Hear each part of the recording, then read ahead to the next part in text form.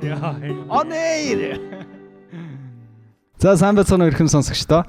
Skeleton podcast-ын сүүлийн дугаарыг та бүхэнд хүргэхэд бэлэн байна.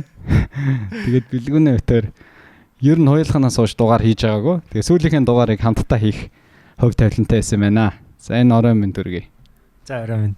Юу вэ? За. Тань сайхан тэгээд сүүлийн дугаараа хийх сэтгэл юм аа. Яагаад энийг дээ. Баяртай нөө. Баяртай нөө. Skeleton дээр дахиж дугаар хийхгүй гэсэн догдолж байна уу? Үгүй. Тэгээ хоёул яагаад тэгж нэрлэж байгаа?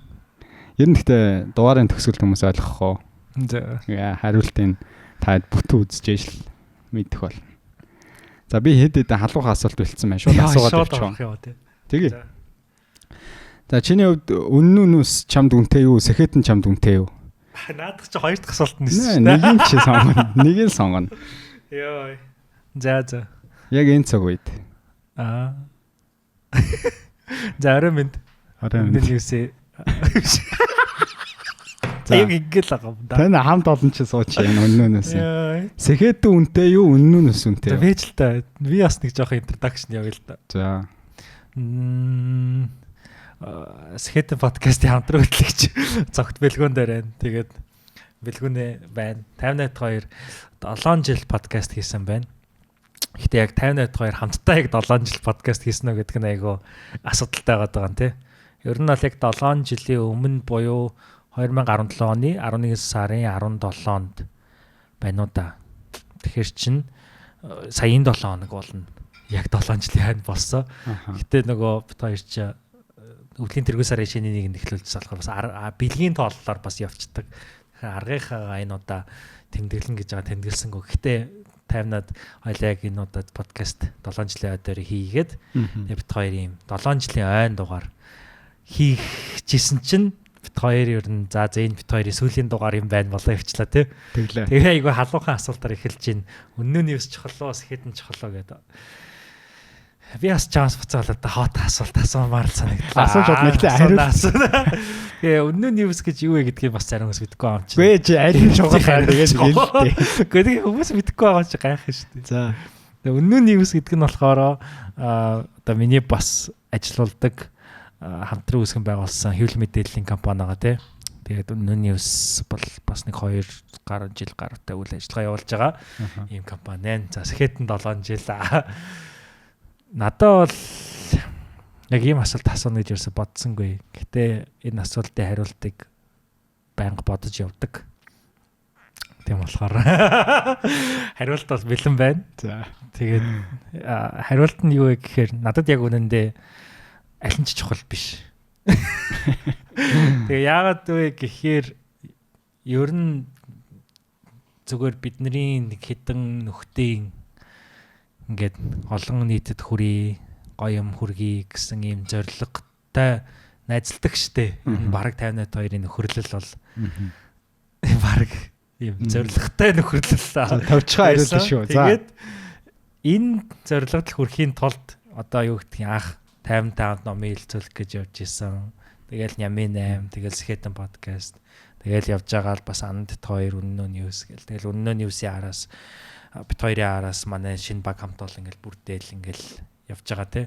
Тэгэхээр тухайн цаг үед нь тухайн энэ юмдаа л одоо юу гэдгийг миний хувь өмнө амьдралд гэсэн аль нэрэх мөнгө яг санхүүгийн хувьд арай боломжтой enable хийх нь үү гэдэгтэй л илүү их цаг хугацаа зарцуулаад явцсан л байх л та.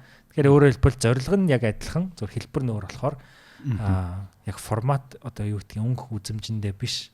Цаа зорилго нь чухал болохоор хоёулаа чухал гэдэг хариулт шүү ер нь бол тий. Жид аль нь ч хамаагүй байсдээсэ. Яг ярианыхаа төгсгөл хоёулаа яагаад чухал болоо гэж чинь. Гоё байгаа зү тий. Гоё хариулт байгаа зү.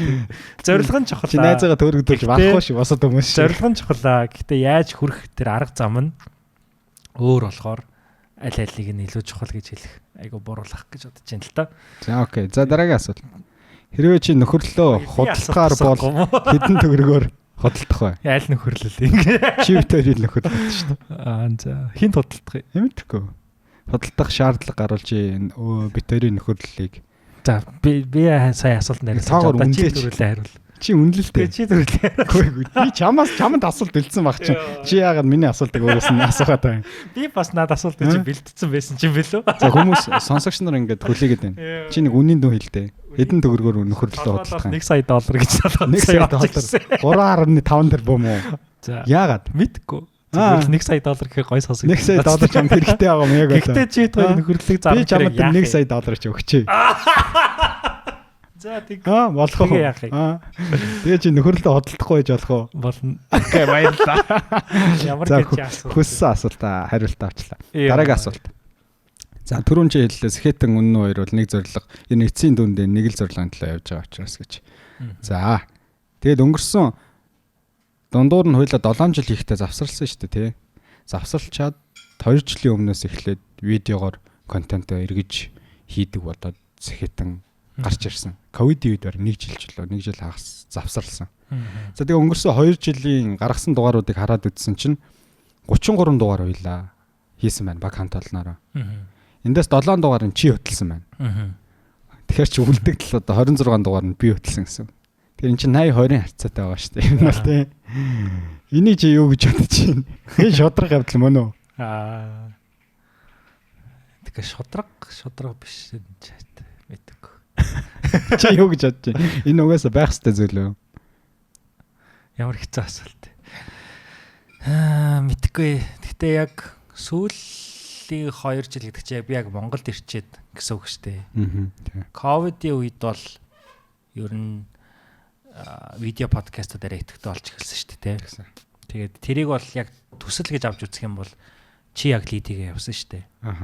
Тэгэхээр тэр төслийг чи сайн авч яваад хэрэгжүүлээд амжилттай болгоод ингээ явсан гэж үзэх юм бол сүүлийн 2 жил би угаасаа за окей 58 угаасаа энийг амар сайн хийдэмч. 58 ер нь хийгээ яваад байж чадах юм байна гэдэг угаасаа итгэл төрсэн л ахaltaа. Тэгээд тэм болохоор нэг төрлийн чамд айгу их итгэсэн тэм зүйл ах гэж би бол бодож байна. Зүгээр яг үнэн хэлэхэд бол би зүгээр саяхан нэг анзаарсан юм ба. Би өөр нэг юм подкаст гэдэг яг медиа платформ тал дээр нэг айгу юм дилематай явагдсан билээ. Яг юм. Өөрөөр хэлбэл миний бүр ингээ анхны итгэл үнэмшил бол подкаст бол яг юм аудио контент. Ер нь видео байх ёсгүй. Яг хөө видео байж болно. Гэтэ аудиогоо хизээж орхидуулж болохгүй. Аудионыг үндсэн байх ёстой гэж яг итгэдэг байсан. Тэгээд яг тэрүүгээрээ ч ер нь айгүйх удаан явсан шүү дээ Сэхэтэн. Тэгээд ер нь бол Монголд яг Сэхэтэн шиг бас яг аудиогоо чухалчлаад аудио подкаст яг энэ соёлыг бас Монголд суулгасан подкастууд цөөхөн подкастуудын нэг бол яг Сэхэтэн баг гэж боддог байхгүй тий. Тэгээд одоо энэ YouTube дээр байгаа видео подкастуудыг болохоор илүү юм шин үзэгдэл гэж хардаг. Тэгээд гардаг байсан. Тэгээд тэр утгаараа ч гэх юм яг юм би өөрөө хувь хүн талаасаа ингээд видеон дээр ингээ камер тавьж суугаад хүнтэй ярихаар би ч юм уу эсвэл тэр хүн яг үнэн биш байгаа юм санагдаад байгаа байхгүй ингээ нэг юм би яаж харагдаж байгаа бол гэлтэй нэг юм жоохон юм гадаад үзмжиндээ жоохон анхаарал яг агуулга дээрээс анхаарч чаддгүй юм шиг өөрөөр хэлбэл би яг аудио подкаст хийдэг байсан үеэсээ айгүйх юм кайф авдаг байсныгаа видео подкастаас нөхөж чадахгүй болохоор нөхөж авч чадахгүй байгаа ч юм тэгээд нэг тийм жоохон яг үннийг хэлэхэд бас видео формат нь жоохон дургу байгаад байсан юм шиг байна. Тэгээд ер нь бол би чи өөрөө ингээл чи санаж байгаа. Америк дахта влог турш үзэж ирсэн, блог бичиж ирсэн. Тэгээд янз бүрийн юм хийсээр байгаа сүултээ. Хоёулаа ч гэсэн лайв ингээл хамт хийдэг байсан шүү дээ. Тэгээд ер нь нэг видеонд нэг туртай биш байж байгаа. Тэгээ аудио амар таалагдаад аудио нь л явж байгаа. Тэгээд би Сэхэтэнд яг сүүлийн Тэнгэр ТV-д бас ороод нэг жил эфир дээр нэг хальт гараад. Тэг яг үннүүдээрээ бол нилээн ингээ видеонууд дээр ороод. Тэг сүүлийн нэг 2 жил яг үнэндээ видеон дээр яг хувь контент креатор талаасаа айгүй комфортабл болж болсон юм байна лээ. Тэрийг би яг нэрээ энэ эдгээр өдрүүдэд ойлгосон. Тэгээд сая Трамп ерөнхийлөгч болоод тэгээд би яаж Трампыг ялчваа гэдээ бүр гайхаад. Яа тэгэхээр би бүр Трампыг ялна гэж яг үндээс брогт бодохгүй байсан байхгүй юу. Тэгээд яа тэгэхээр би ч нөгөө улс төр мулсраас учраас тэр талаас нь хараад байсан чинь амар охирогдуулаад байсан медиагаар охирогдуулаад байсан бэлээ. Тэгээд яг явж подкаст бүр видео подкаст бол Трампыг ялсан шалтгаан болсон чинь би медиа хүн байж видео подкаст аудио байх ёстой гэсэн нэг юм баригдмал айгу буруу ойлголттой явсаар байжээ гэдгийг би нэрээ яг энэ 7 хоног л ухаарсан. За тэгвэл дараагийн асуултын шууд үргэлжлүүлээд асуу. Энэ 7 хоног ухаарсан байгаа дээр нь. Тэгэхээр цаашдаа энэ 82 гэдэг харьцаа тэнцвэрчиж эхэлнэ гэдэг амжилттай. 80 харьцаа айгүй гоё Паретогийн хэлсэн шүү дээ. Айгүй зөв явж исэн шүү дээ. Энэ тэнцвэр хангагдана гэдэг амлалтыг чи сонсогч нарынхаа өмнө өгч чадах уу? Гэхдээ яг би яг подкастн дээр бол өгч чадахгүй хаа. Гэхдээ ер нь видео форматтай контент дээр би дан ганц подкаст. Тийм. Тэгэнгүүт манд чи яг ийм л юм бодогдоод байгаа. Чит хоёрыг ямар төрлийн контент creators бэ гэдэг асуулт би бүр өнөөдөр бодсон баха. Тэгээд би юу гэж хариулах вэ гэхээр яг сэхэт өнгөрсөн хугацаанд Монголд яг ямар төрлийн контентыг амар сайн хөгжүүлсэн гэхээр одоо чи үннүүгээс ялгарх гэж зүгээр шаах юм бол long format байгаа байхгүй. Бид нар үннүүд дээр short format контентууд буюу богино хэмжээний за яг хаа заримдаа дундаж хэмжээний ингээ контент гаргаад viral явж болоод байна. Гэхдээ яг үннүүд дээр long format контент буюу 30 минут түүнээс дээш юм ихэд бол хизээч явдаггүй тий. Гэтэл сэхэтэн дээр бол чит хоёр яг юм long format контент хийгээд бүр айгу тухтай болцсон. Тэгэхээр ийм long format буюу урт хугацааны контент creators юм байна. Яг сэхэтний хувьд бол content creator-ийн хувьд бол гэдгийг ойлгож байгаа. Хоёр талаараа яг үнэндээ бас айгүй diverse content creators юм шиг санагдсан. Хөв хүмүүсийн талд. За би бол өөрийнхөө биш чиний тухай ярьлаа гэж бодоход жишээ нь яг 50 гэдэг content creator ингээ хараад үзэнгүүт одоо дэй санаж байгаа байхгүй. 50 одоо өөрийнхөө Instagram-ийнхаа community channel дээр broadcast channel дээр явуулдаг юмнуудыг хэрвээ аудиогоор ярьдаг ч юм уу видеон дээр ярил бүр их хүмүүс сонсоод бүр их хүмүүс дэмжих байх та гэж бас хэдхэн хоног болцсон.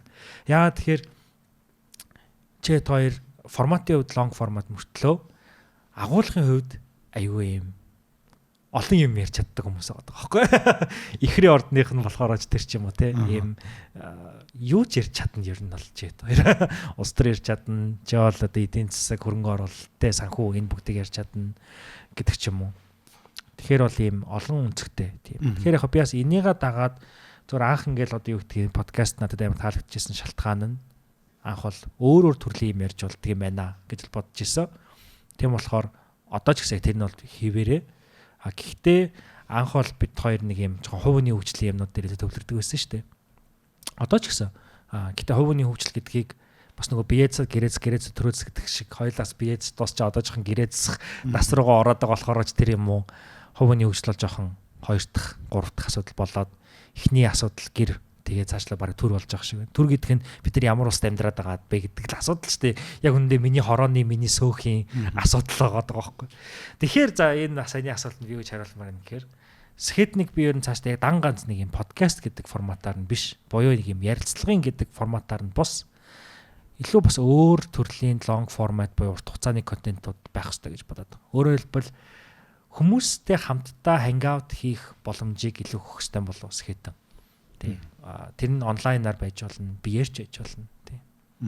За баярлалаа. За би чамаас буцаад саяны асуулт гадаад. Найз нь гэхдээ саяных дээр нэмчи. За. Бид өөр ингээ 3 дахь сая асуулт дундаа л явж байгаа шүү сонсогч нараа. Тэгээд нэгэнт одоо бэлгүүнээ маань 7 асуулт байгаа. За. Нэмийн 7. Окей. Тэгээ нэгэнд бид тэр контентын нөгөө формат буюу хэлбэр агуулгын талаар ярьсан учраас би энэ дугаарт зориулаад бас хэдэн судалгаа хийлээ л дээ. Тэгээ цаашдаа бас медиа зах зээл юм хаашаа төлхөө хөгжих гэж байна. Аль форматыг залуучууд ер нь сонирхож мэдээг өөр дээр хүлээж авч чинь гэдэг. Тэгээ судлаад үзсэн чинь ийм болцсон байна. 2000 сүүлийн жилүүдэд бол одоо чинь уламжлалт медиагийн зах зээл тэрэнд нь одоо Facebook уу өмнө нь бол Twitter гэж нэрлэгдсэн. Одоо X.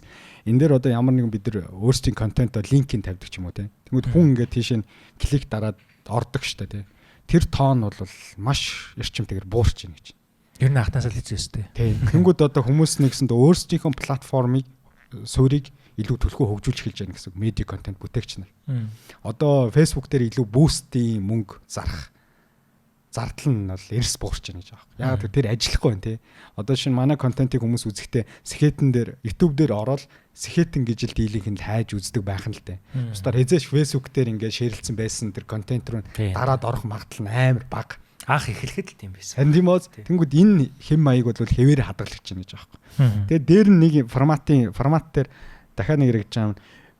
Уламжлалт одоо текст суурьтай медиа компаниуд буюу текст суурьтай компаниуд бол явха бэлдсэн байна гэж.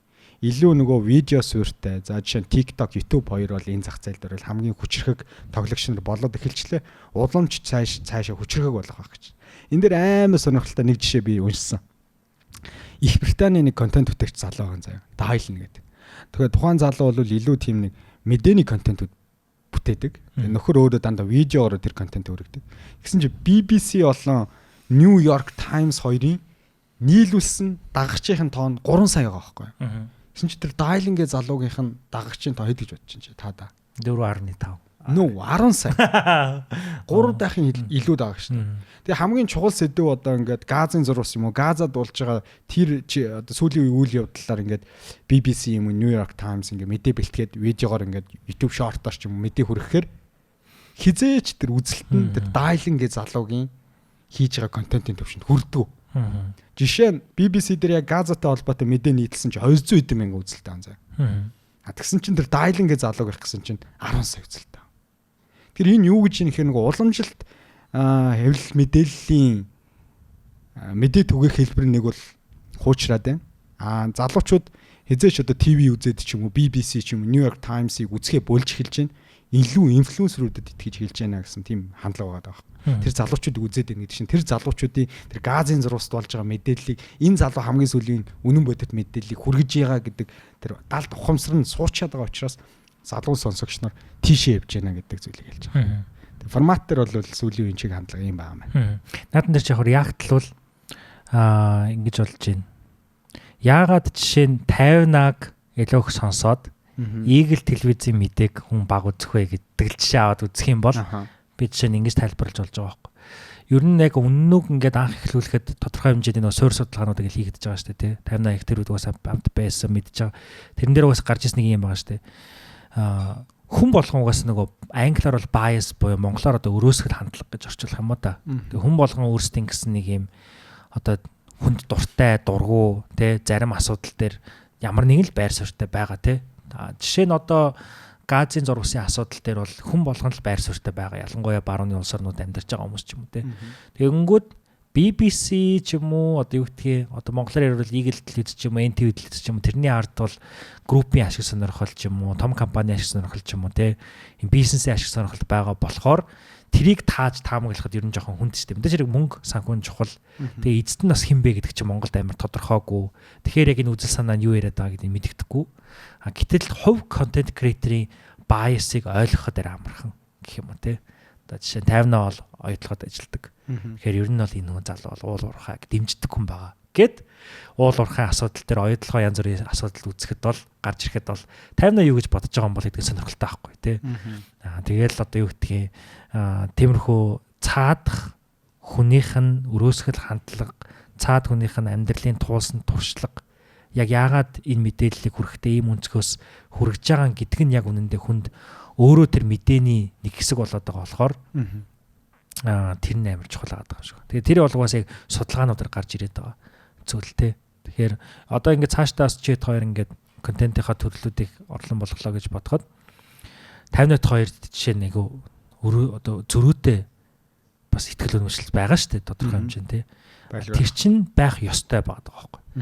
Тэгээ тэр зөрөөг нь бит хоёр 50-аг би ингээ хэлчлээ бол уурлуулчин ч юм уу бэлгүүнийг уурлуулчин гэхгүйгээр харин ч бит хоёр зөрчилдөж тэр ялгааг айгүй тод гаргаж ирж ийж хүмүүст олон талын мэдээлэл өгнө. Яагаад тэгэхээр Eagle NTV 2 зөрчилдснөөс илүү бэлгүүнээ 52 зөрчилдөж байгаа нь үзэж байгаа хүнд арай ойлгомжтой гэх юм уу. Яагаад тэгэхээр тэр хоёр хүн хэн билээ гэдгийг бага хэмжээнд гадарлаж байгаа болохоор бас арай амарч гэдэг юм. Тэр ойлгогдчихвэл үзэгчтэй ойлгогдчихвэл ер нь л нэг тийм юм бол байгаад байгаа шүү. Ер нь сэтгүүл зүйн чиг хандлага ч гэсэн. Итгэлцэл ярьж байна. Брэндээс илүү цаад хүндэн дуртай болоод итгэдэг болоод байгаа. Тухайн хүний. Тэгээ яг наадтай ч яг чиний нөгөө яриаг батлах нэг юм судалгаа бас байгаад байна. Энэ судалгаа болохоор 50 гаруй орны 300 гаруй медиагийн гүйцэтгэх удирдлагын түвшний хүмүүс донд хийсэн судалгаа байгаа. Тэгсэн чинь хамгийн итгэлцэл өндөртэй платформоор ямар платформ нэрлэгдсэн гэж бодож байна. Платформ гэхээр юу лээ? Одоо янз бүрийн одоо YouTube ч болсон, TikTok ч байсан тийм. Подкаст. Одоо янз бүрийн Telegram ч юм уу. Нэг юм channel юу авах гэдэг шүү дээ. Broadcast channel ч юм уу тийм. Нэрээ тийм channel-ууд ээж магадгүй л Telegram channel энэ төр. Telegram channel. Яа, ер нь бол channel. Тэр дундаа WhatsApp гэсэн. Тэгээ WhatsApp дээр одоо ямар нэгэн broadcast channel бол одоо Instagram дээр бол бас байгаа шиг яг функц нь л ижилхэн заяа Instagramтэй. Бас адилхан WhatsApp дээр байгаа да. Гэтэ яагаад ихтгэлцэл өндөр вэ гэхээр тэнд одоо мэдээ нийтэлдэг хүмүүс өөрсдийн бэлтгэсэн мэдээ нийтлэл болон бичлэгүүдэд тийш оруулж байгаа гинэ. Тэгэхээр би жишээ нь Telegram дээр ороод ямар нэгэн хүний бичсэн имийг унших нь магадлал ихтгэлцэл маш бага. Эсвэргээрээ би ямар нэгэн чиглэлээр судалгаа хийж их юм бол за энэ чиглэлээр WhatsApp дээр юу гэж яригдэж гин гэд би ямар нэгэн байдлаар хайгаад тэр чиглэлийн экспертийн чаналыг олоод дагах юм бол тэр хүний сүүлийн үеийн оруулж байгаа мэдээллүүдэд би илүү итгэнэ гэсэн байна. Тэгэхээр WhatsApp бол хамгийн ихтгэлцэл өндөртэй платформоор нэрлэгдсэн байна лээ энэ судалгаагаар. Би бас гайхчихлаа. Яа гэдэг нэг WhatsApp-ий чи төлхөө харилцааны зорилгоор ашиглаад байдаг байсан чинь тэнд бас broadcast channel бол нэлээд өндөр хөгжиж байгаа юм байна. Тэгээ сүүлийн үеийн Instagram дээр байгаа инфлюенсерүүд бизнесийн зорилгоор Telegram-ыг болон WhatsApp-ыг broadcast channel байдлаар ашиглаж байгаа юм. Нэг subscription моделийг ашиглаад ч юм уу сарын $5-тай тэгээ ийш орж ирвэл би өөрийнхөө одоо мэдлэг туршлагаа та бүхэнд одоо хуваалцаад явна гэдэг ч юм те. За окей. За дөрөв дэх асуулт. Битээр бол сая илүү нөгөө хэлбэр агуулгын талаар асуултаа ярьчлаа. Тэгээ бэлгүүнээ маань ямар ч байсан цааш та сэхэтэлэр контент хийхтэй видео контентийг бол төлхөө хийн. Гэхдээ тэр нь подкаст хэлбэрээр байхгүй гэдгийг бол ойлгож ухаарсан нь сайн хэрэг байна. Баярлалаа. Ашгүй нэг юм. Энэ 7 хоног ямар сайхан 7 хоног ийм хожоо ухаарах гэжтэй. За дараагийн асуулт. Сэхэтэн медиа уналтанд орж исэн үе байгаа юу? Тэгвэл тэр нь хизээ вэ? Чиний бодлоор.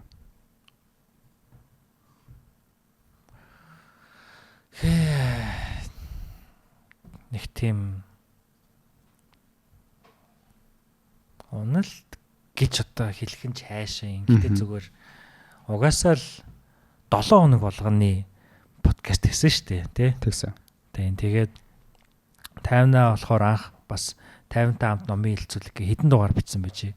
30 хэдэн дугаар. Тэгээд би чинь ямын 8 хийж байгаа.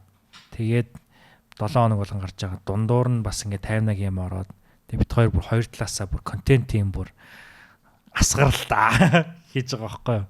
Тэгээд тэр чи яг нөгөө нэг дан аудиогоороо болохоор хийхэд бас харцангуй амар байсан.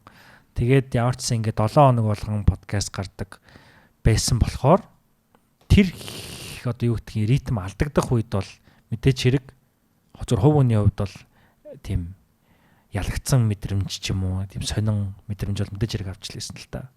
Тэгээд тэрийг одоо юу гэдгийг нэг төрлийн failure гэж авч үзэж болох юм уу юу? Би сайн мэдэхгүй байна. Гэхдээ яг уу тэр нь илүү контент талаасаа нөгөө талаасаа бол одоо энэ скетинг магадгүй бит хоёр анханасаа бизнес гэж бас харж үзээгүй. Гэхдээ харж үзэх ёстой байсан үе нь өнгөрөөж удаж ижс магадгүй. Ягаад тэгэхээр бас халуухан байсан тийм нөгөө уюудаа алдаад. Тэгтээ яг хөө тэр нь бүр ингээ нэг юм битээ. Бүр алдаад юучгүй болчиход байгаа биш те. Яг ингээ тодорхой хэмжээнд бит хоёр ингээл хаяа орлого олох ч юм ийм байга л да. Гэтэ ингээ тогтмол болгоогүй ч юм уу те. Тэгэхээр нөгөө тийм моментум ашиглаж чадаагүй юмнууд бол байгаа. Тэгэхээр тэрийг бол магадгүй бас сүүлийн 1-2 жил ч байж магадгүй. Ягаад тэгэхээр яг үнэн хэлэхэд ингээл скетэн өөрийн гэсэн ийм суугаад бичих ийм орон зайтай болох ч юм уу те. Ийм өөрсдийн гэсэн микрофонтой ингээд камерны боломжтой ингэж суух нь бит хоёрын хувьд мөрөөдлөөс үе байгаа шүү дээ. Гэтэл тэр бүх юм нь ингээд болцоод байхад тэрийг стил ашиглаж чадаагүй нь бас сүүлийн 1-2 жил. Тулд ашиглаж чадахгүй яваад байгаа нэг сүүлийн 2 жилийн болов гэж бодоод байгаа юм л да. Яа тэд бодлосоо бол одоо хүртэл тэр фейлер бас үргэлжилж магадгүй. Тэгээ одоо хүртэл бас ялангуяа тий нөгөө 58 тооч чи яг ийм 50-50 partners яг 50-50% partners гэж бас боддог. Тэгээ тийм болохоор юу гэдгийг зөвхөн одоо юу гэдгийг сэхэдэн тогтмол байж чадахгүй бол энэ 50-гийн одоо дангаанч буруу биш минийч буруу гэж харж болно. Тэгэхээр ингээ хайл талных нь буруунууд байгаад байгаа. Гэтэ энэ дээр бол би илүү хувийн талаасаа би өөрөө бас илүү сайн оролцож чадахгүй байгаа юм мэдрэмж бол байдаг болохоор тэр фейлер одоо хүртэл үргэлжлэж байгаа юм шиг санагддаг. Гэтэ надад бол амар сайн шалтгууд бол зөндөө байгаа. Байж байгаа. Тийм би одоо саяхан ингээд аав болсон ч гэх юм уу те. Нэг одоо хагас жил болж байна. Аав болоод. Тэгэхээр яг ийм юмнууд бол байгаа. Тэгэхээр энэ мэдээж хүүхдтэй болохын өмнөх бас нэг 9 сар гэл ингээд сүүлийн 1 жил. Тэгэл компани бас Монголд анхудаа яриад дөнгөж карьераа эхлүүлэл ингээд явж байгаа ч тийм надад ийм шалтгаанууд бол байгаа. Тэгэхээр би өөрөө нэг төрлийн бас өөрийгөө айгу уучлцдаг. Таймнаач гэсэн мэдэн би амар чийл. Тэгтээ тэгдлээ гэд ингээд хариуцлага мэдрэхгүй яваад байхаар бас болохгүй болохоор одоо тэгээд ажиллахаас та гэдэг. Тийм баг. Гэтэ яг үнэндээ скетинг болж болно шүү дээ. Болно шүү. Зөвхөн миний зүгээр хов хүн талаас яагаад энэ амар чухал агаад идэм бэ гэдэг нэг тийм юмаа зүгээр сүүл нь ганц хорм хуваалцахад. Яагаад анх скетинг гэдэг нэрийг өгсөн гэдэг нь айгуу сонирхолтой. Тэр нь бол ингээд 10 жилээ төгсөөд манай аав ээж дээд боловсралтай, өвөө дээд боловсралтай. Тэгээд би яах вүлээ гэж бодонгод би огт бодохгүйгээр дээд боловсралтай болно л гэж бодсон баахгүй. Тэгэл Америкт очиж сураал те. Тэгээд гинт сурж исэн чинь Америкт очсон чинь хүмүүс би first gen оюутан, би анхны гэр бүлийнхээ анхны оюутан гэдгээр ингээ хүүхдүүд бахархаад захгүй Америкт. Тэг ингээ гайхаад яагаад бидний хувьд ингээ амар норм. Гэтэл тэр хүүхдүүдийн хувьд бүр ингээд зовж олж авсан юм байдаг шүү дээ. Тэгэхээр ингээд дээд боловсрол эзэмшнэ гэдэг чинь уул нь сонголтын асуудал байсан. Тэгэхээр надад тэр сонголт ирээгүй. Тэр сонголт яагаад ирээгүй вэ гэхээр бид нэр скетэн болох хэрэгтэй гэдэг нэг тим юм. Чи бид 2 10 жил төгсгöd байсан. Одоо бол гайг болчиход байгаа шиг. Тэгээ нөгөө скетэн гэдэг ойлголтыг ухаад ингээд үдсэн чинь манай нийгмийг чинь бүр 60-аад оны үндсэн хуулиар илүү тэ 40-аад оны үндсэн хуулиарчлуу ажилтан, скетэн, малчин гэд нийгмийн 3 анги давхар хуваанаа гэ бүр заацсан тэр нөгөө социализмын үеийн дуусчаад коммунизм унчаад байхад ийм альбан бус дефакто байдлаар нийгэмд анги давхар болоод тогтцсон тэрийг нь бид нэр өргөлжтүүлэх болоод байгаа нийгэмд гарч ирээ. Тэгэхээр ингээд скетэн гэдэг энэ ойлголт бол явцсан болсон байсан юм байна. Дахин тодорхойлох хэрэгтэй юм байна гэж анх бодчихлээсэн нэг юм байгаад байгаа шүү. Тэгээ 16 онд чинь нөгөө Америкт төсөл мөсөл болгож танилцуулаад тэгээ хайцсан байсныг 17 онд хоёлаа яг төсөл болгоод ингээ хэрэгжүүлээд ингээ явж явах замдаа сүүлийн нэг 7 жил скетнээс олж авсан юмнууд нь амар чухал санагдаад байдаг байхгүй. Тэгээ яг үннийг хэлэхэд бол Монголд ирэнгүүд Монголдоо буцаж ирэх хамгийн том шалтгаан өөрөө скетэн болсон. Яа тэгэхээр хүн энэ ч намайг дэмждэг чид хоёрыг мэддэг юм community байдаг болохоор Америкт ч юм уу гадаадд дутцсан хүмүүс буцаад эх орондоо ирэхээр найзгүй ч юм уу хүн танихгүйгээр ирдэггүй штэ. Гэтэл ирэх амар том шалтгаан байсан байхгүй. Монголд хүмүүс мэдж байгаа энэгээр үргэлжлүүлээд юм хийгээд скетнээ бизнес болох боломжтой гэж нэг юм харж исэн нэг тийм юм байгаад байгаа. Хоёрт болохоор таймнаатай яг хамтраад партнер болоод өнгөрсөн 7 жил ингээ ажиллаа явж хахад 50-аа хизээч надад бууж өгөөгүй. 50-аа бэлгүүнээ чи чадахгүй байна гэж нэг ч удаа надад хэлж байгаагүй. 50-аа ч өөрөө би ер нь боллоо гэж бүр болж исэн үе бол байхгүй. Гэхдээ яг 50-аа нэг болох гээд байгаа юм шиг юмнуудад хэлдэг шүү. Гэхдээ яг өөрөө болдгоо. Тэгэхээр ингээд 50-аа хизээч бууж өгөхгүй байхад би friendship-ээ нөгөө чит хоёрын нөхөрлөл баг скетэн болчиход байгаа байхгүй юу те. Гэтэ яг хоо тийм ганц юм дээр тогтчихоо. Тий, ганц юм дээр тогтчихж байгаа юм шиг тийм мэдрэмж өгтөл бит хоёр бас энд айгүйх хөрөнгө оруулсан шүү дээ цаг хугацаагаар. Тэгэхээр айгүй 50-аа хизээж бууж өгөөгүй болохоор би хизээж бууж өгч босгүй гэсэн тэгээ үнэндээ тийм мэдрэмж байдаг. Чи миний баг 5 дахь асуултанд хамтд нь хариулчлаа дөө. Би яг скетнийг яагаад данхан байсан гэд. Тэгээ энэ дээр нэг юм нэмэхэд битэр одоо 7 жилийн өдөр ингээд ийм контент хийж байгаа гол зүгээр энэ контентын агуулга нь өөрөө бас хийж байгаа юмны арталт яг юу болдог вэ гэдгийг бас хүмүүст боддоор нь бас мэдрүүлэхийг нэг цугсхан бас харуулахыг хүсэж байгаа тий. Тэгээд энэ 7 жилийн хугацаанд бол миний зүгээр анзаарсан хамгийн том одоо скетний уналт бол юу байсан бэ гэд харахад ингээл бүх юм асуудалгүй бит хоёр ингээд угаасаа яваагүй шүү дээ. Яг хэлж байгаа шиг ингээл студ байхгүй, камер байхгүй, микрофон байхгүй, арын энэ лого байхгүй. Тэгээд энэ бүх ажлыг чинь энэ үг хэлэхэд бэлгүүний яг подкаст хийхгүй залхуураад байгаа ч гэсэндээ яг энэ арын энэ ажлуудыг бол бэлгүүний ерөнхийдөө бүгдийг зохицуулсан. Тийм учраас бас бэлгүүнийгийн хов нэмэр бол байхгүй ш зөндөө байгаа. Яг иймэрхүү ажлуудыг зохицуулах дээр бол манай хүмүүс төлхөө арын албанд бол ажиллаад явдаг. Тэгээд Би зүгээр ингэж харсан заяа. Сая бол яах вэ? Тэр тоног төхөөрөмж байхгүй илүү тийм менежментийн асуудлууд ярьлаа шүү дээ. Би ингээ бэлгүүнэд гомдоод яваад идэгсэн аахгүй. Одоо тэр яг уналтын үе гэж ярьж байгаа тэр завсарлсан үедээ би тэр тогтмол 7 хоног болон хийхээ болоод эхэлсэн шалтгаан. Би тэгээд дотроо гомдоод яг бэлгүүнээ битэр 50-50% хариуцлагатай байгаа шүү дээ. Бэлгүүнээ яагаад хийхгүй байгаа юм бэ гэж уурал те. Нэг гомдож үзээл те. Тэгэл яа бэлгүүнтэй болдог ч юм лөө те. Зэхэд нөр болио лээ. Яа тэгэхээр тухайн үед ингээ хань хариуцсан юм байгаад байдаг. Тэгснэ би илүү хөрөнгө оруулалт хийгээд байгаа юм шиг, илүү их цаг зарцуулаад байгаа юм шиг те. Тэнгүүд тэр нь өгөөж яахгүй те. Тэнгүүд би энэ цаг хугацааг өөр юм зарцуулъя л да те. Магадгүй оюутлогоо дээр хийж байгаа ажил дээрээ энд ирээд 2 цаг бичиж байгаа подкастын цаг хугацааг тань зарцуулдаг байж илүү өөр юм зарцуулсан бол өөр юм зарцуулсан бол илүү өгөөжтэй ч яг ч юу бэлгүүнээ энд оролцохгүй байгаад чи би энэ цаг зарцуулаад би амар гомддог байсан бэлгүүнээ тэр хугацаанд. Тэгээд тэрэн дээр би амар сүулдэ ингээ burn out болох буюу өөрөө залхаж эхэлсэн л таа. Тэгээд бэлгүүнээ гэлж байгаа өнөө 50 ингээ болчих гээд байгаа юм шиг заримдаа юм хэлдэг байсан. Тэрийгээ би ингээ илэрхийлдэггүй. Тэгсэн дотор амар ууралдаг заяа. Тэгээд амар шаналдаг. Уурал яваад байдаг. Би ч мэддэг л байсан. Гэтэ анх удаа яг 50 ингээ урдаас байгаа хэлж шүү. Тийм шүү. 3 жил 4 жил ингээ хамтдаа хөрөнгө оруулчаад би тэр юм хайч чадахгүй байгаа даа байхгүй юу. Тэгээд хайчихгаар хайран санагдаа тий. Тэгснээ ингээл үргэлжлүүлээл байдаг. Бэлгүүнийг оролцуул манай. Тэгээ би энэ уналтаас яаж гарсан бэ гэхээр эцсийн дүндээ энэ нэг яг нэг үгээр битэр нөхөрлөл юу гэж хэлж байгаа хэрнээ. Чи сэхэтнийг анх бэлгүүнэтэй эхлүүлье гэдээ явахдаа юу бодож ирсэн? Тэр чин заавал бэлгүүнээс хамааралтай байсан юм л гэдэг асуултсан. Тий. Бэлгүүнийг заавал татан оролцуулахаараа чиний тэр зорилго чинь бэлэх гээд байгаа юм. Гэдэг асуултанд би өөр хариулж чадсан. Тэгэд би одоо сая хэллээ ш 80-20 харьцаатай битэр 2 жил явлаа гэхэд бэлгүүний нэ гондоо сүйдэлээд тахам харьцангуй багассан. Яагаад тэгэхээр тэр 80 дугаараар би өөрийгөө харуулж байгаа. Өөрийнхөө ярихыг хүсэж байгаа юм а ярьж байгаа. Тэр зочноо авчираад community-дээ хэрэгтэй мэдээлэл нь өгч байгаа. Тэг миний зорилго тэр л учраас тэр зорилго биелэгдээд байгаа байхгүй. Тийм учраас бэлгүүний ажи дугаараа бичлээ гэж гоншихнах нь багассан мэт тий. Яагаад тэгэхээр би ингээд хийгээд явах нь би өөрийнхөө төлөө юм байна.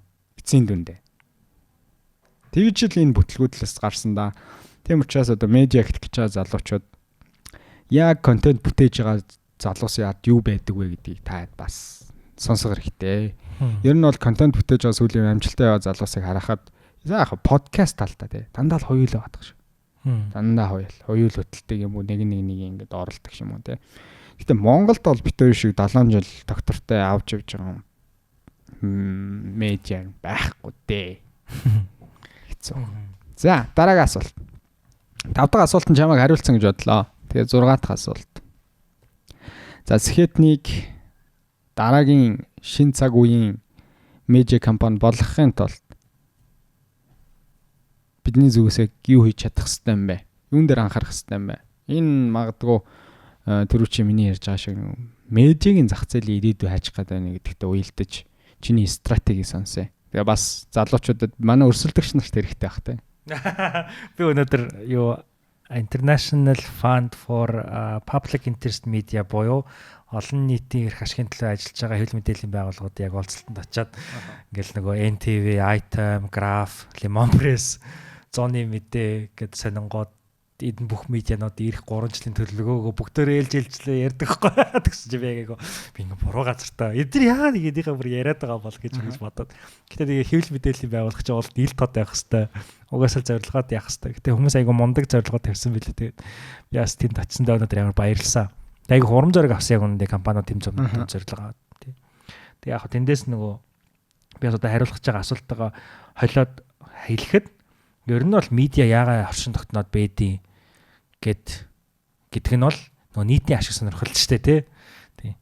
Тэгэхээр яг би энд хариул бэлдсэн л дээ угаасаа. Тэгээ би энэ бэлтгэхдээ таймнуудаас хэлж ирсэн нэг юм ажиглалт та бүхэнд хуваалцъя гэж бодож байгаа. За тэр нь би 2021 онд Америкт 8 жил амьдраад Миннесота мужид 8 жил амьдарч агаад ирсэн.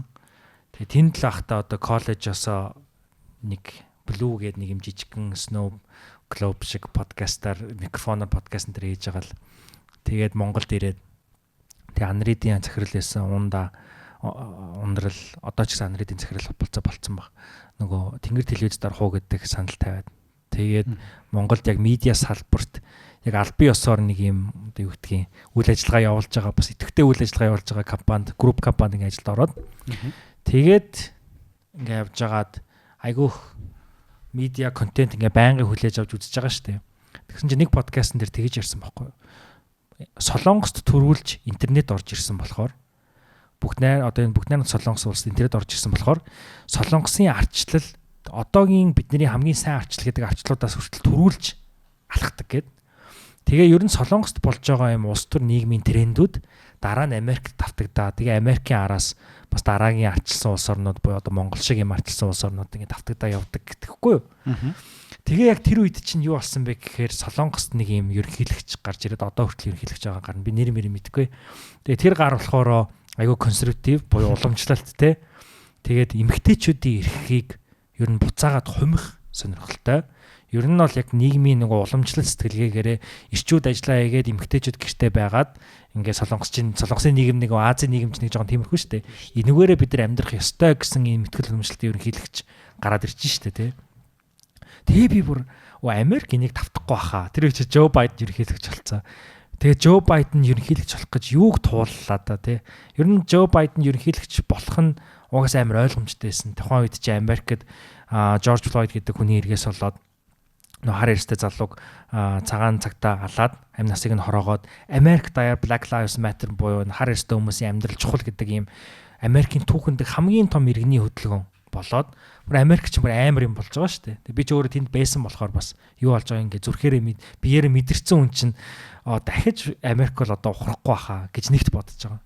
Хоёрт ковид буюу цар тахал эдийн засаг нь бүр ингээ цар тахлууд амар унжаагаад тэгээд за бидний ёстой нийгмийг тэгштгэх одоо юу гэдгийг ард иргэдээ нэг халамжлах тийм сайн ерөнхийлөгчтэй болох хэрэгтэй байна гэж одоо ингээд Жо Байден ингээд сонгоцсон те. Тэгэхээр ингээд Америкийн нийгэм бол ингээд одоо ер нь нэлээд юм дэвшилтэд прогрессив ийм болчлоо. Тэгэхээр ер нь дэлхий ч гэсэн ингээд нэлээд зүүнний одоо саяны чиглэлрүүд рүү хүний эрхийг хангадаг, хүний эрхийг нин тэргүүнд тавьдаг энэ чиглэлээрээ одоо ингээд явах байх гэж өчүүхэн тухайн үедээ нэрээ бодолтой явж исэн болж таарад байгаа байхгүй. Тэгээ яг сая Америкийн сонгуулиар Трамп ялаад Трамп ялсны араас сая Америкт нэг юм шинэ хөдөлгөөн гарч ирж штэ. Эмэгтэйчүүд нь эрчүүдтэй секс хийхгүй. Эмэгтэйчүүд нь эрчүүдтэй гэрлэхгүй. Эмэгтэйчүүд нь эрчүүдтэй ер нь юу ч хийхгүй гэдэг юм хөдөлгөөн гинт Америкт гарч ирээд тэгээ тэр хөдөлгөөн бас яг Солонгост тэр консерватив ерөнхийлөгч нь гарч ирсний дараа болж исэн. Тэгээд яг нэрээ тэр подкаст нь хэлж ирсний дагуу буцаад ирэхчихэж байгаа байхгүй. Нөгөө 4 жилийн настай тэр прогрессив хүний эрхийн хөдөлгөөнүүд ингээд дуусчлаа шүү дээ, тэ. Тэгэхээр ингээд амар сонирхолтой санагдсан. Тэгээд медиа тэрэн дээр нөлөөлөлсөн гэсэн үг юм уу? Тэгээд тий. Тэгэхээр одоо эргээд ингээд харахад тэр энэ хоёр сонгуулиас өөр би яг скетэнтэй холбож юу ярихыг хүссэн бэ гэхээр ер нь бол бид нар тэгвэл монголчууд хаана яваад байгаа юм бэ гэдэг асуулт байгаа байхгүй. Тэгээ би бол яг үнэндээ хэлэхэд 50-над магадгүй хариулт өгч магадгүй. Би бол гэхдээ яг энэ трендийг монголчууд араас нь дагж ийн үг гэхээр ерөөсөө ойлгомжгүй байгаад байдаг байхгүй. Бид нар ингээл хүнийхээ эрхийг дээдлээл хүнийхээ эрхийн төлөө тэмцээд байгаа юм байхгүй. Яг үнэн хэлэхэд. Тэгсэн мөртлөө эсэргээрээ одоо юу гэдгийг консервативууд шиг барууны улс орнууд барууны үзэл баримтлалаар ингээл баялаг хурай капиталист бол игээл ингээл бас ингээд байгаа юм ерөөсөө байхгүй. Ингээл нэг юм байдгаараа л ингээл яваад идэг. Тэгэхээр энэ нь яагаад ингэж байгаа юм гэхээр миний бодлоор ингээд бид нар ямар ч тийм улс төрийн идеолог, үзэл санаа юу ч байхгүй байгаад байгаа нь ингээ хоёр ийм улс төрийн анги гарч ирээд хоорондоо өрсөлдөхгүй байгаа нь асуудал юм болов гэж би зөвөр бодоод байгаа. Гэтэ яг Монголдас харьцангуй одоо юу гэдгийг Liberty Amra Weekly хөтэлдэг тий. Тэгээд одоо юу гэдгийг бас яг медиа талаасаа бол нэлийн барууны гэж хэлэхээр дуу хоолойнууд айгу тод болж эхэлж л байна л да. Гэхдээ нөгөө талд нь бас дуурах хүмүүс юусоо байхгүй байгаа байхгүй юу? Гэхдээ би сэхэдэн тэрэндээ дуурах чагаа гэж юусоо хэлээгүй шүү. Эндээс хүмүүс тэрийг ойлгуул. Гэхдээ ийм улс төрийн ярианууд, нийгмийн шинж чанартай ярианууд, ийм диалогууд Монголд ер нь амар дутгмаа байгаа юм шиг л надад ер нь санагдаад байгаа. Тэгээ би нэлээд удаа миний үзэл бодол ер нь хин тамаатай юм бэ? Би юу ч мэдэхгүй, би залуу хүн байна гэж нэлээд удаа явсан. Гэхдээ одоо би тэгж юу хааш сууж ирээсэ болохгүй байна гэж зөвхөн хувийн талаасаас мэдрээд байгаа. Тэр нь юу вэ гэхээр миний одоо баримтлаж байгаа үзэл баримтлал ямар нэгэн байдлаар үнэн ч зөв ч ерөөсөө хамаагүй. А гэтээ тухайн цаг үед би юу гэж бодож ин гэдэг нь хилцүүлэг өрнүүлэх нэг юм юу л болж ивэл одоо юм сэтэл болж ивэл тэр нь хангалттай юм санагдаад байгаа. Тэгэхээр бол ер нь бол цаашид энэ Монголын хэвлэл мэдээлэл хаашаа явах хэрэгтэй юм бэ гэдэг дээр миний зөвөр бодлоо бид нар илүү их ярих хэрэгтэй, илүү их улс төр ярих хэрэгтэй. Тийм болохоор улс төрийн нийгмийн чиг хандлагатай подкастууд, ярианууд, урт хугацааны контентууд амар хэрэгтэй байна гэж бодсон. За тэгээ яг үнэн хэлэхэд би бас Трампыг яснаас амар урам зориг авсан байхгүй. Тэгээ би нэг таймнатаа бас ярьсан байгаа тийм. Трамп бол 155 сая гэж гинөө үзэлттэй подкастуудад орж явахад Камала Харрис 5 сая гэж 4 сая бот үзэлттэй подкастд орсон гэдэг чинь тийм. Тэгээд Трамп бол шаал утга учиргүй юм ярьдэн штэ. Гэхдээ өөр үүсэх юм байхгүй. Ялангуяа эрэгтэй хүмүүс тийм дими балан ярианд яг үнэндээ илүү дуртай штэ. Ирчүүд юм яг үнэндээ ингээд ирчүүд илүү хов бацдаг юм шиг надаас Монгол санагддаг байхгүй юу? Ирчүүд илүү хэрэггүй юм айгүйх ярьж суух дуртай, пи ууд суугч явахдаа айгүй дими балан юм ярьдаг. Бид нэр ч ярьдаг. Тэгэхээр зэрэг энийга бид нэр бүр контент болгох хэрэгтэй юм биш үү гэдэг юм болоо да. Тэгээ мэдээж хэрэг манай хүрээллийнхэн бол яриа суухтаа дими балаа гэдэг нь бидний хувьд дими балаа гэж магадгүй. Гэхдээ зарим хүмүүсийн хувьд яг үнэ хэлэхэд бас сонсоогүй үзээгүй юм бас ярьж идэг ийм ярианууд явагдаж идэг болохоор энийг жоохон паблик ярих хэрэгтэй юм билүү гэж бодоод байна. Тэгээ подкаст чинь бро калчер гэж ярьдаг те. Бронууд ер нь юу гэдэг вэ гэхээр подкастуудыг пи уудаг, хүүхэн ярьдаг гэсэн юм баг жок гэдэг шүү дээ те. Тэгэхээр подкастгүй эрэгтэй хүн бол баг нэг юм дутуу гэдэг шиг. Тэгэхээр энэ чинь амар бро калчер юм. Тэгэхээр энийга жоохон ингээд бас шүтэх хэрэгтэй байна гэж л бодсон. Тэгээ ирээдүйд ер нь дараагийн сонгуул Монголын дараагийн бас одоо медиа трендүүд бол ийм подкастууд нэлээд болох байх гэдгийг би Дональд Трампын ялалтаас бол нэлээд уран зориг авсан. Ер нь бол мань хүн бол бас зэгүүн стратеги баримтлал бронууд руу чиглэсэн юм хийсээр агаал ингээл ялчлал гэдгийг одоо яг эдгээр өдрүүдэд нэрээ маш идэвхтэй ярьж ин дөө бүх гадаадны хэвлэл бэдэл янз бүрийн юмнууд тий. Яг чиний ярьсан дээр угаасаа өгшөө яг тэр тал руу явцсан л байна л да. Одоо жишээ нь түрүүний миний нөгөө хэлсэн судалгаан дээр бол данганц YouTube, TikTok хоёр бол бүүн болоод тренд болохын хажуугаар подкастууд угаасаа алж ийн гэдэг дээр хүлээн зөвшөөрсөн байлээ. Тэгээд өмнө нь бол яг нөгөө подкастыг хүмүүс илүү аудио гэж хүлээж авдаг гэсэн бол одоо ихэвчлэн бүгд бичлэгтэй болдог болсон. Яагаад тэгэхээр хүний нүд нь нөгөө хүмүүс ч угаасаа бичлэгтэй юм илүү үзэх сонирхолтой байд юм байна л да. Тийм учраас подкастын зах зээл бол бичлэгтэйгээр шүү. Данган за аудио ш. Тэгэхээр YouTube дээр нөгөөдхөө подкаста байршуулсан хэлбэр нь бол илүү олон хүнд хүрэх боломжтой. Тэгээд яаж орлого олох юм бэ гэнгүүт нэг асуудал нь тэнд байгаа юм байна. Одоо олон подкастууд ингээл гараад ирж магадгүй гэж шүү. Тэнгүүт зар сурчлагын одоо компаниуд ч юм уу топ 100 одоо Монголын хамгийн олон үзэлттэй подкастууд хаана байна вэ гэж хайд юм байна л та. Тэгээ Монголд бол жишээ нь ингээд топ 5 дээр нь ч юм уу очиж үнийн санал аваад өөрийн зар сурчлагаагаа байршуулдаг баг цаа. А дэлхийд бол одоо топ 100 дээр нь. Тэнгүүд тэр чинь 1000 хүртэл дахиад өөр олон одоо сэдвээр маш бага үзэлттэй зөндөө газар байгаа шүү дээ. Тэгээ шинээр нэгж чаач юм. Тэр хүмүүс орлого олж чадахгүй хаад байна нэ. Тэр амар хүндрэлтэй. Яа тэгээ топ 100 руу ороход асар их хөдөлмөр хэрэгтэй шүү дээ. Асар олон сонсогч нарын юу сонирхлыг. Ер нь бол подкаст 1 цаг 2 цагийн контент хэдний ч хүн сонсож байгаагүй хүн нэг сонсно гэдэг чинь амар тийм шүү. Асуудал байна. Тэнгүүд тэрэн дээр яаж орлогын модель үүсгэж болж байгаа юм бэ гэхээр subscription. Apple бол аль үжийн үн дээр ажиллаад эхэлсэн. Тэгээ нөгөө Substack гэдэг байгаа шүү дээ. Мэдгүй. Тэднэр чинь нөгөө newsletter метр янз бүрийн төлбөртэй юм уулт юм аа. Substack гэдэг. Тэднийх өөрсдөө энэ подкастуудыг бас хост хийгээд ч юм уу хостын суугаараа дамжуулаад төлбөртэй байдлаар мэдээлэл авах тийм боломжийг олгож эхэлж байгаа юм л. Тэгэхээр шинээр подкаст хийж байгаа хүмүүс бол яаж мөнгө олох вэ гэвэл янз бүрийн бас юм технологийн шинжилгүүд бас хийгдэж байна. Тэгээд дөнгөж эхэллээ шүү дээ. Тэгээд бид хэд болохоор монголчууд ингэж бодоод байгаа. Одоо подкаст сонсдог хүмүүс байдгийн юм уу? Ковидын үед л хүмүүс амар сонсдог байсан шүү дээ. Одоо бол үгүй бахаа гэдэг. Тэнгүүд яг чиний төрөө чи хэлж байгаа шин Монгол хаашаа яваад байгаа юм бэ гэхээр би бас хариулт болчиход байгаа байхгүй. Тэг яг үндэ бол подкаст дэлхийд алаад байдаг. Монголд болохоор энэ зах зээлийг хүмүүс төлөхөө сонирхдаггүй. Тэгээ нөгөө подкаст зүгээр YouTube дээр хийж байгаа влог хоёрын ялгааг л ойлгохгүй байна л да. Би тэрэн дээр зүгээр товчхон мэдээлэл өгч ялгааг нь юу юм бэ? Жишээ нь зүгээр ингээд ширээн дээр ламбарчиг баах уух идэх юм тавьчихснаа. Тэгээ хоол идэнгээ трийг одоо жишээ нь подкаст гэж хэлж болохгүй байхгүй. Тий. Тэр л зүгээр л влог юм одоо юу ч нэрлэдэг тий. Подкаст чинь өөрөө анх яаж гарч ирсэн бэ гэхээр илүү тийм боловсрал суурьтай байсан тий. Хүмүүс илүү энэ платформоор дамжуулж ингээд хүмүүст илүү боловсрал олгодог. Тим хэрэглэгдэхүүн байдлаар гаргаж ирсэн. Дээрэс нь дараагийн нэг ялгарх юм нь болохоор жишээ нь бэлгүүнэ өөрийнхөө нэг салбартаа танигдсан эмч хийж болж байна. Сүүлийн үеийн шилдэг судалгаа хийсэн. Тэгэхдээ чамааг одоо телевизэн эфирт аваачаад юм уу? Тэр болгон телевизэн эфирээр чи өөрийнхөө юмыг, өөрийнхөө үзэл бодлыг дураараа яриад ах боломж одоогоос 5 жилийн өмнө байсан уу хэцүү байхгүй. 5 байтугаас 10 жилийн өмнө тий. Яг тэгээ телевизэн эфирээр гарна гэдэг чи илүү тийм албаисны форматтай тий. Чамааг ингээд суулгаж агаад тэгээ яг юм босохтой. Тэгээд чиний юу ярихгүй заримдаа магадгүй юу өмсч зүүхий чи хэлнэ. Тийм болохоор би телевизээс гарсан шүү дээ. Тийм. Подкаст болохоор өгшөн. Манайх хизээ зочноо суулгачаа та энэ сэдвийг яриарэ. Хамаагүй энэ сэдвээс сальж болохгүй шүү гэдэг үстэй. Яг адилхан. Подкастын давуу тал нь юу гэхээр олон танигдаагүй хүмүүст ялангуяа залуучуудад өөрийн дуу хоолойгоо өөрийн үзэл баримтлалаа илэрхийлэх тэр чөлөөт орон зайг нь олгодог байдаг. Энэ бол подкастын давуу тал.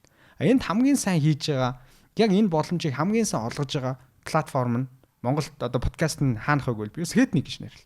Яг тэр бид нар тухайн үеийн одуудыг олонний танил жүжигчдийг хошин шогийн урлагийнхныг авчиж суулгаа ярьдаг үстэй. Яа нэг үзэлтийн төлөө явбал хоёлаа чадна л да. Авчиж суулгаад гоё юм яриад маазраал те. Эдэн к үзэлт бол авах л. Тэгээ битүүрийн зорилго ерөөсөө тэр биш ах. Тэгээ би зөвөр өөртөө дөвийлгэж өнгөрч хэлэхэд бол тим ялгааг нь олж харсан. Тэгээ дээрэс нь би бол нэг юмд амар баярлсан энэ судалгааг уншаад. Хэдүүлээ багаараа амар зөв зүйл рүү явж байгаа юм байна гэж. Трамп ялсан тэр шалтгаан ерөөсөө Трампыг ингээл телевизийн BBC одоо том телевизийн эфирүүдээр ингээл хараад за ингээд зүтсэн яриаг нь сонсоход хүн үзэхгүй. Гэтэл тэр нэг гольф тоглож байгаа подкаст тий. Зүгээр Joe Rogan-ы подкаст ингээл амар хар гаргийн хүмүүс ямар сонсон хүмүүсээр очил ямар ч хамаагүй сэдвэр ярьцсан байгаа байхгүй. Comedian entertainment гэсэн тий. Тэнгүү тэр хүнд ингээд тэр ядаж л зочиндоо ингээд тав тухтай байх боломжийг олгоцсон байна. Тэгээ тэр хүн дураараа ярьж штэ. Яа тэгэхээр энэ тэ хамаагүй ярихсгүй юм ярьчихваа гэдэг бие барих юм байхгүй учраас Трамп бас залуу сонсогч нарын саналыг подкастер дэмжүүлж авч чадсан гэдэгтэй бол би. Тэр бичлэгийг үзээд бол санал нэгдсэн. Тэгэхээр подкаст бол Монголд ална. Гэхдээ энэ зах зээлд гоё өрсөлдөцгөө хэдүүлээ. Та нар ороод тэр гоё өрсөлтөө нэг үзүүлээ л гэж би хэлмээр байна. Яа. Тэгээд сүүлийн асуулт асуух гэж байгаа юм. Схетник болохгүй ах шалтгаан гэдгсэн. Тэгтээ чи түрүүн хариулсан. Тэгэхээр одоо жишээ нь энэ асуултыг зүгээр юм болгоч. За тэгвэл Схетэн эргэжил тэгвэл яг юун дээр төвлөрч ажиллах юм бэ? Зүгээр 3 топ. За та ийм л зүйлийг хүлээж агаарай. Community-дээ бид хоёр багаараа ийм л зүйлийг өгнө. Тэ. Тэгэхээр хоолныхоо менюг хоёлаа танилцуул. За би яг өөрийнхөө бодож байгаа юмнуудаас хэлье. Таймнаас нэмээр. Тийм. Яг надад 3 зүйл гэх юм бол нэгт бол би айгу хүсэж байгаа зүйл нь бол ингээ хамт одоо experience хийж байгаа контентууд гэх юм уу. Өөрөөр хэлбэл зөвхөн студиэр хязгаарлагдаад байхгүй гадуур явж ийш тийш очиж тэгээд шин зүйлийг үзэж эсвэл мэддэг зүйлээ очиж харуулах ч юм уу те. Энэндээ өөрсдөөс реактлаад бас иргэн тойрны байгаа бусад хүмүүсийг оролцуулаад ийм контент хиймээр. Тэгээ энийг ингээд яг жишээ олгоод хэлэх ч юм уу тайлбарлаж байгаа ойлгомжтой байх. Тэгэхээр хийж л харуулж ижил мэдэх байх. Тэгээ бас би сая копи аваад өмнөний үстэй контент чунаатай хамт хийгээд ирсэн. Тэгээ гараагүй байгаа. Тэгээ би зөв тэндээс ингээ яг жигнэс нэг влог маягийн юм бас битээр ингээ хийж үзэж байгаа байхгүй тий. Тэгтэл бас шал өөр ингээд бисо бод тарих ингээд айгу шинээр ажиллаж эхэлж илээ ингээд ерөөсөө өмнө ажиллаж байгаагүй хэлбэрээр. Тэгээ яа тэгэхээр яг өмнөний ус бол илүү explainer хийж байгаа. Яг зөвхөн хэлбэр хэм маягийн нэг юм влог шиг болцсон. Яг нэгэн угаасаа өөр газар очиж байгаа учраас. Тэгэхээр нөгөө explainer болохоор ингээд жоохон юмнууд нь холбоо болж байгаа юм тайлбарлах гад. Гэхдээ ингээд бас гоё харуулах гад ингэж байгаа болохоор тарих айгу шинээр ажиллаж эхэлж илээ. Тэгэхээр би бас яг ийм байна гэж тэр Схетний тэр experience хийх контентыг хэлэхэд айгу хэцүү баг. Яагаад тэгэхээр бид хоёр яг очиод туршиж үзчихийж л ийм болох юм байна гэдэг юм бол гарч ирэх байх гэж бол бодож байна. Хоёр талаар community caring буюу илүү одоо яг Skeleton podcast-ийн хамгийн том давуу тал яг үнэндээ бас одоо энийг сонсож байгаа хүн шинээр подкаст хэвлүүлэх айгүй хэцүү байх зүйл нь яг тэр ихгүй ингээд хэнийг ч танихгүй. Одоо чинь 50-аа өмнө хизээч подкаст хөтлөж байгаагүй 50-аа гинт гарч ирээд подкаст хөтлөөд суух юм бол энэ одоо хэн бэ гэд үзэхгүй шүү дээ. А гэтэл 50-ааг өмнө нь аудиогоор өмнө нь нөгөө Facebook-ийн лайваар ч юм уу те ер нь 50-аа гэдэг хүний хэн бэ гэдгийг гадарладаг. За мэдгүй одоо хамгийн багтаа 10,000 хүн байсан болохоор тэр 10,000 хүн бол эхний 10,000 үзэлтийг авчирхад л үений 10,000 хүн үзсэн биз тэгээд дараагийн 11,000 12,000 нь үзэдэн шүү дээ те. Тэгэхээр тэр чинь айгүй тийм том давуу тал байгаа байхгүй. Тэгэхээр Skeleton бол яг үнэндээ видео подкаст болж хувирах ч юм уу энэ процесс нь өөрөө илүү органик асуудал багтай байсан. Яг тэгэхээр бид хоёр аль хэдийн фан бейсээ үүсгэсэн ийм зүйл байгаа. Тэгэхээр энэ фан бейсээ кэрлэг айгүй утцсанд нь яг үнэндээ айгүй би санаа зовдөг.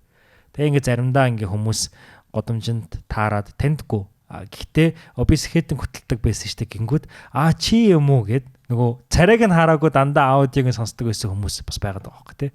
Тэгэхээр тэр хүмүүсээ эргүүлж авчрах, тэр хүмүүсээ кэрлэх нэг юм байна. Гэхдээ тэр хүмүүсийг яа кэрлэх гээд байна гэхээр яг түрүүний ярьсан нөгөө одоо юу гэдэг газын зургаас дээр бит хоёр контент хийлээ гэж бодоход гэхдээ хийхгүй л байна.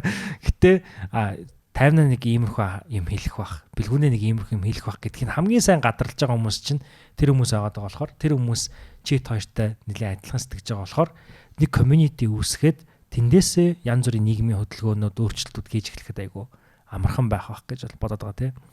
Тэгэхээр яг толгойдыг орж ирж байгаа хоёр зүйл бол тэр хоёр байна. Яг гуравт 50-аас яг 40 над руу урж дээр явуулж нөгөө Jubilee-гийн контентууд шүү дээ тийм. Тэгээ тэр болохоор ийм нийгмийн диалог. Тэгэхээр яг энэ Skeleton гэдэг нэрийг яагаад өгсөн бэ гэдэг дахиад нөгөө хариулт өгөхөд Skeleton гэдэг бол диплом биш ээ. Skeleton гэдэг бол дээд боловсрол биш. Skeleton гэдэг бол 50-аас нөөдөр нөгөө community channel дээр бичсэн байсан. Ойрд бас 50-аа айгүй хилээд яриад байгаа хүмүүс. Энэ бол монгол хүн гэж хийм бэ? Ер нь бид нэр яг 21-р зуунд ямар цаг үед амьдраад байгаа юм бэ? Ер нь дэлхий чинь баг сүрх нь өнөө маргаашгүй болчиход байхад бид нар бас юу хийгээд байгаа юм бэ гэдгээ нэг ойлгодог, сэхэрсэн хүмүүс гэдэг байгаа шүү дээ тий.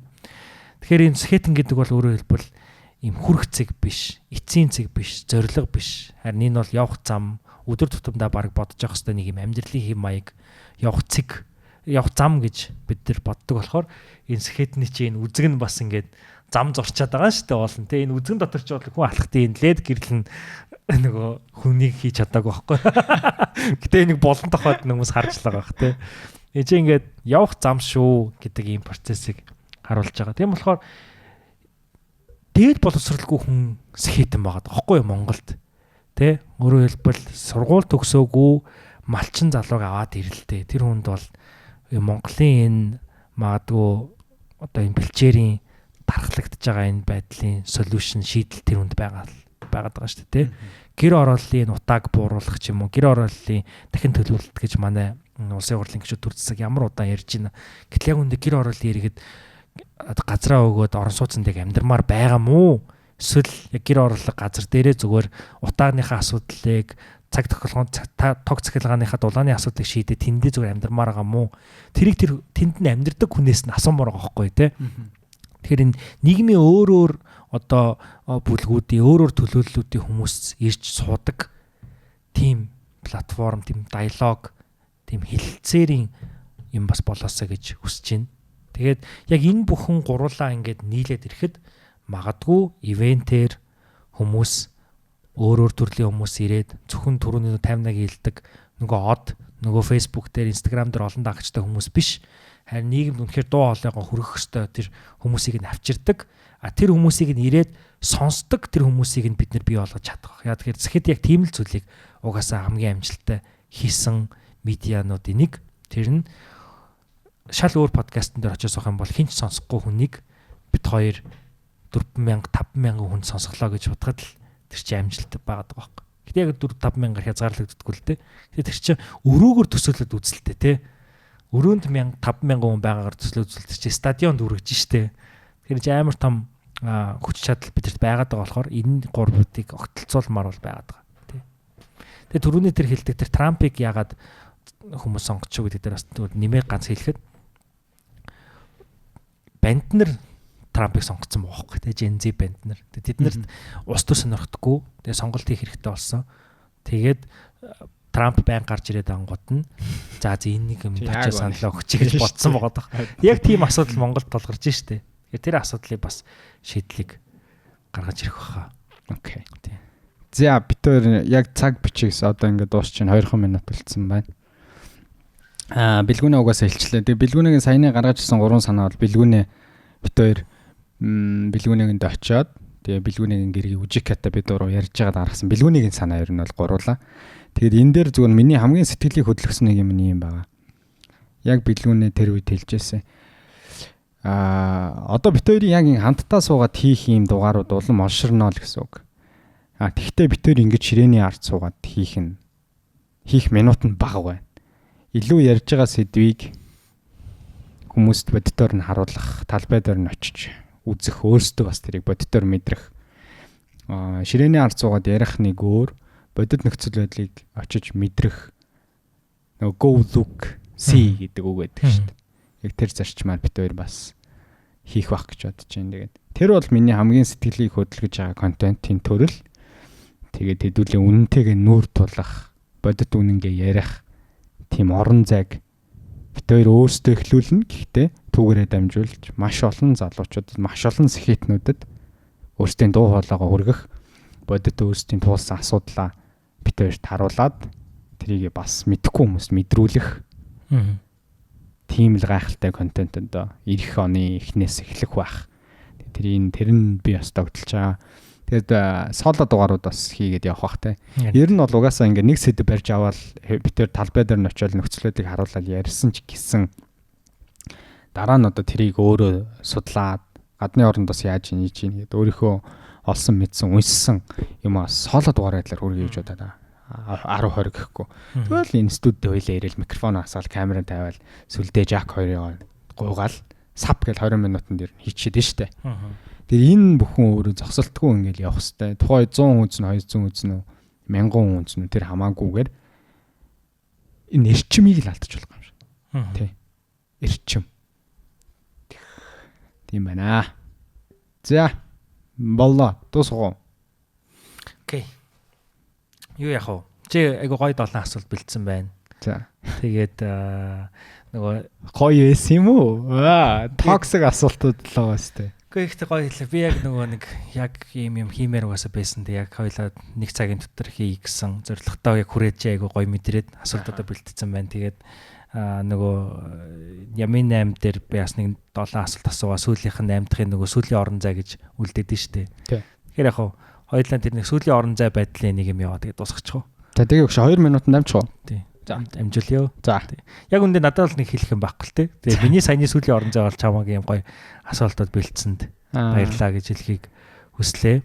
Тэгээд цаашдаа янз бүрийн одоо юу гэдэг юм бит хоёр ингээм амлалтууд өгөөд тэр амлалтандаа хүрээгүй юмнууд бас ялангуяа нөгөө удаан сонсож байгаа хүмүүс маань аягүй сайн мэдж байгаа байх.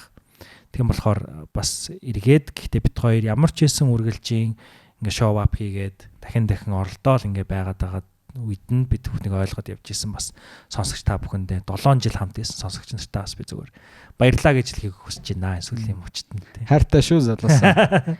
Хайртай шүү. Энд гэхдээ хайртай шүү гэж хэлэх үг ямар хэцүү гардаг юм бэ те. Хайртай шүү гэсэн чинь сэтгэл өмөрч штэ тий. За баярлалаа манайхаа. Тэгээд өөр ярих юм аа. Чамд хэлэх юм байна уу? Болцсон уу? Би бол хэлсэн дээ. Тэгээд хэдүүлээ. Дахин хуулцах бах.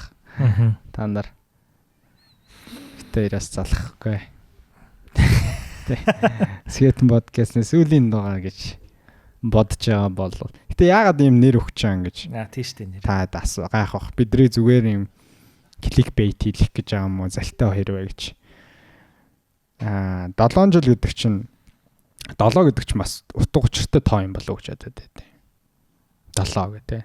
Шанах 7-од тэгээд дээр чи нөгөө ямар 7 гэж ярьдаг байлаа? Анхны 7. Анхны 7 энэ тэгээд бас энэ тоогоо бэлгшээж байна. Тэгээд ирэх он 2025 онд би 30 хүрнэ, бэлгүүний 30 хүрнэ. 30 нарсны босго гэдэг бол бас эрчүүдэд бол нэг зүйлийг хэлдэг. Тэгэхээр 25 онд Сэхэтний зүгээр медиагийн хувьд шинэ эхлэл байж болно. Гэхдээ Викторийн амьдралын хувьд циклийн хувьд дараагийн нэг эдэр насны цикл эхэлж байгаа учраас шинэ зураглалыг Сэхэтэн дээр нээж байгаа учраас эхний зураглалаа хааж ин шүү гэж хэлж байгаа утгаад тэгчилсэн шүү. Тэгэхээр шинэ Сэхэтэн дээр давтай морил гэдэг утга цаана байгаа. Окей. Тэгээд харцгаая.